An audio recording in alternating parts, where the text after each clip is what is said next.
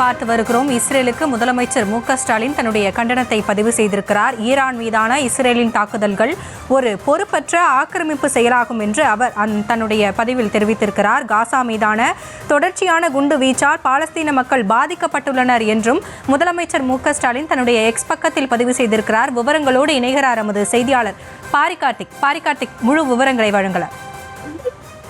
வணக்கம். இஸ்ரேல் மற்றும் தொடர்ச்சியாக இந்த போர் மூலம் உலக நாடுகள், அமைதி விரும்பும் உலக நாடுகள் அனைத்தும் தங்களுடைய கவலைகளையும் உடனே போரை நிறுத்த வேண்டும் என்று வேண்டுகோளையும் விட்டிருக்கிறது.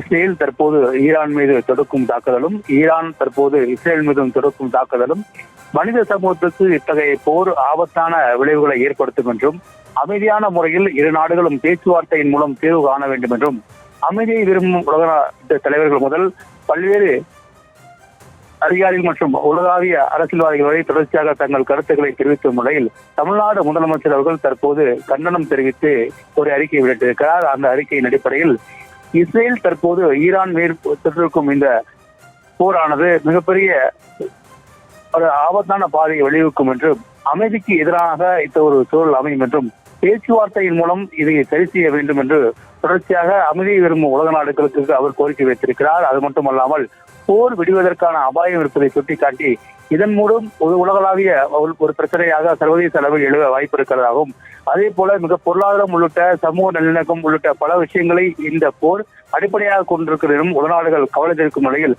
தற்போது தமிழ்நாடு முதலமைச்சருக்கும் இஸ்ரேலுக்கு கண்டனம் தெரிவித்தும், அதே போல் இந்த போரை உடனடியாக நடத்த உலகநாடுகள் முன்வர வேண்டும் என்றும் கோரிக்கை வைத்து தனது எக்ஸ் பக்கத்தில் தெரிவித்திருக்கிறார்.